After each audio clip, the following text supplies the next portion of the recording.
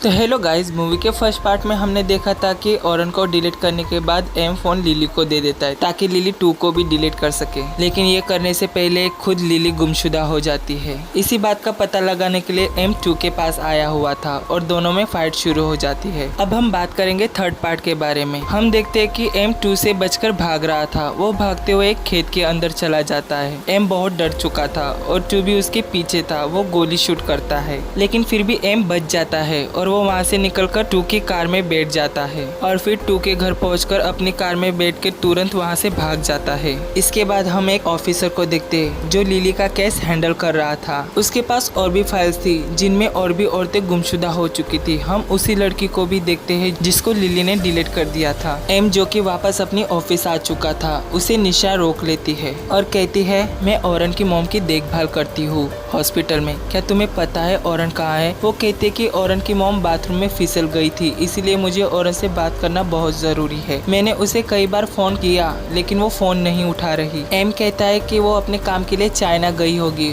और तो मैंने उससे ब्रेकअप कर लिया है। वो कहता है अगर कोई इमरजेंसी है तो मुझे बताओ, मैं मदद कर सकता हूँ। इसीलिए वो निशा के साथ हॉस्पिटल चला जाता है ऑरन के मॉम के डिस्चार्ज पेपर पर साइन करने। निशा एम से कहती है क्या तुम प्लीज ऑरन से कांटेक्ट करने की कोशिश करोगे, क्योंकि ऑरन को उसकी मॉम की कंडीशन के बारे में बताना बहुत जरूरी है। जिसके लिए वो हाँ कहता है। लेकिन जाने से पहले वो कहती है कि मुझे एक बात हजम नहीं हो रही, क्योंकि अगर वो कहीं पे भी जाती तो वो मुझे बता देती थी। क्या तुम्हें पक्का याद नहीं उसने तुमसे कुछ नहीं कहा? वो कहता है कि उसने मुझे कुछ नहीं कहा। इसके बाद एम घर आ जाता है और निशा को ऑरन के फोन से टेक्स्ट करके बात करने की कोशिश करता है कि मुझे माफ करना, मैं काम में फंसी हुई हूँ और तुम मॉम का ध्यान रखना। और वो उसी के फोन से टाइप करके कहता है कि एम से कोई भी कांटेक्ट मत रखना, मैंने उससे ब्रेकअप कर लिया है। लेकिन निशा डायरेक्ट वीडियो कॉल करती है जिससे एम घबरा जाता है और कॉल नहीं उठाता और फोन वापस रख देता है। इसके बाद एम ऑरन की सारी चीजें, उसके कपड़े, सब कुछ फेंक देता है। हम देखते हैं कि इंटरनेट पे किसी ने एम और लिली की फोटो वायरल कर दी थी जिसमें वो दोनों किस कर रहे होते हैं। ये देखकर एम और भी परेशान हो जाता है। इसके बाद हमें 2 को दिखाया जाता है। उसके घर वही ऑफिसर आया हुआ था जो लिली के केस को हैंडल कर रहा था। वो कहता है कि मुझे तुम्हारे घर की तलाशी लेनी है, जिसके लिए मैं सर्च वारंट भी लेके आया हूँ। इसके बाद ऑफिसर पूरे घर की तलाशी लेने लगता है। वो पूछता है कि घर में कौन कौन रहता है, जिस पर 2 कहता है मैं, लिली, मेरे फादर और छोटी सिस्टर। ऑफिसर कहता है इतने सारे लोग होने के बावजूद भी इस घर में कोई कैमरा नहीं है। इसके बाद ऑफिसर एक और कमरे के पास जाता है जो कि लॉक था। जो कहता है कि ये सिर्फ एक स्टोर रूम है, इसमें कुछ नहीं है। लेकिन फिर भी ऑफिसर उस रूम में दाखिल हो जाता है।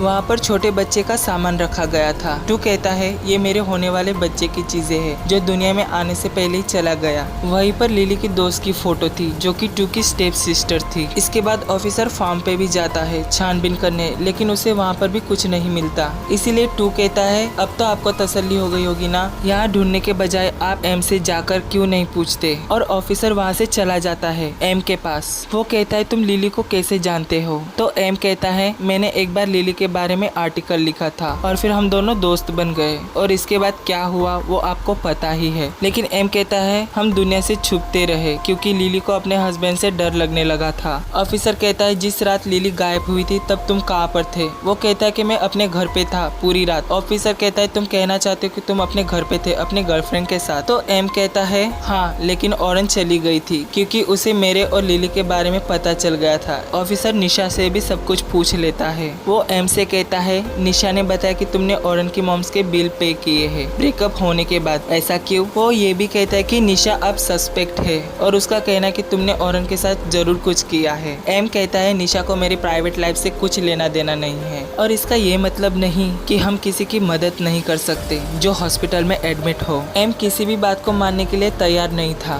इसीलिए ऑफिसर एम के अपार्टमेंट में लगे हुए सीसीटीवी फुटेज दिखाता है। वो कहता है कि हम इस वीडियो में भी देख सकते हैं कि ऑरन के पीछे तुम और लिली आए थे, लेकिन जाते वक्त सिर्फ तुम और लिली ही दिखाई देते हो, ऑरन क्यों नहीं दिखाई देती? ये देखकर एम बौखला जाता है और वो कहता है कि मुझे नहीं पता ऑरन कहाँ गई है। ऑफिसर कहता है माफ करना, लेकिन हमारा काम ऐसा ही होता है। वो कहता है कि पिछले कुछ दिनों से लड़कियां गायब हो रही है ऑफिसर उस लड़की के बारे में भी बताता है जो सुपरमार्केट से गायब हो चुकी थी, और वो एम से कहता है भले ही मैं इस केस को हार जाऊं, लेकिन मैं इस कहानी के अंत तक जरूर जाऊंगा। इसके बाद हम जून को देखते हैं जो कि लिली की दोस्त थी और ट्यू की सिस्टर। हमें ये पता चलता है कि उसी ने एम और लिली की किसिंग फोटो इंटरनेट पर वायरल की थी। हम उसे चर्च में देखते हैं जहाँ वो गॉड से माफी मांग रही थी अपनी गलती को लेकर, और हम उसके पास वही फोन देखते हैं जो लिली के पास था। और फिर यहीं पे होती है थर्ड पार्ट की एंडिंग। पार्ट 4 में हमें जून के पास्ट को दिखाया जाता है जो कि बहुत ही होशियार स्टूडेंट थी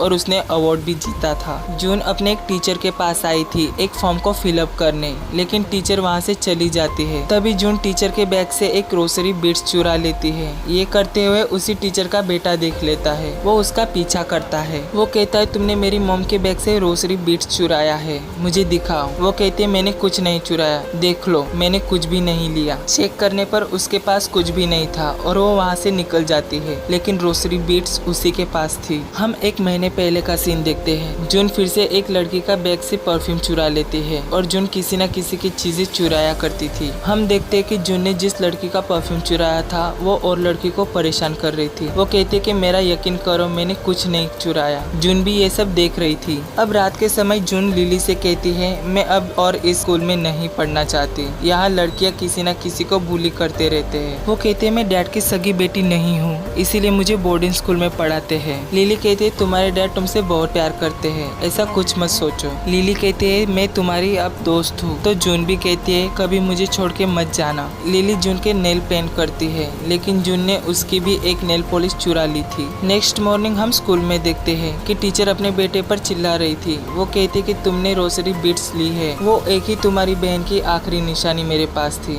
लड़का कहता है मैंने नहीं ली और वो अपनी मॉम पर गुस्सा करके वहाँ से निकल जाता है। और ये सब जून भी देख रही थी। जून और लिली लेक के किनारे बैठकर बात कर रहे थे। वो कहती है तू और तुम्हारे बीच बच्चा खो जाने की वजह से झगड़ा होता है ना। लिली कहती है जब भी मैं जू को देखती हूँ तो खुद पे शर्मिंदगी महसूस होती है। और फिर जून उसे मनाने लगती है, इसीलिए लिली उसके फेस पर किस करती है, लेकिन जून लिली के होठों पर किस करने लगती है जो लिली को अच्छा नहीं लगता। वो कहती है तुम क्या कर रही हो। तो जून कहती है मैं भी तुम्हारे लिए वो फील करती हूँ जो तुम मेरे लिए करती हो। लेकिन लिली कहती है मैं तुम्हें अपनी छोटी बहन की तरह फील करती हूँ। वो कहती है मैंने कभी तुम्हारे लिए उस तरह नहीं सोचा, और अगर मैंने कभी भी उस तरह की कोई इम्प्रेशन दिया हो तो मुझे माफ करना। और लिली वहाँ से चली जाती है। एक लिली ही थी जो जून के साथ फैमिली की तरह रहती थी, लेकिन छोटी सी गलती की वजह से अब वो भी जून से अलग हो गई थी। कुछ दिनों बाद रास्ते में जाते दौरान जून लिली और एम को किस करते हुए देख लेती है। ये देखकर उसे बहुत बुरा फील होता है और वो उनकी फोटोज क्लिक कर लेती है। फर्स्ट पार्ट में हमने देखा था कि लिली का हॉर्स जख्मी हो चुका था क्योंकि जून ने उसे बाहर छोड़ दिया था, जिसकी वजह से वो घायल हो गया था। टू को पता था कि ये जून ने किया है, इसीलिए वो उसे बात करने आता है। तभी जून टू को लिली और एम के अफेयर के बारे में बता देती है, इसलिए टू ने गुस्से में आकर उस हॉर्स को गोली मार दी थी। जून को एम और लिली के बारे में सब कुछ पता चल गया था और वो बर्थडे वाली रात भी लिली के रूम में छुप जाती है और लिली का वही फोन चुरा लेती है। और फिर कुछ बातें होने के बाद जून अपने कमरे में जाकर उसी फोन से अपनी फोटोज क्लिक करने लगती है, लेकिन वो खुद से एक भी फोटो क्लिक नहीं कर पाती।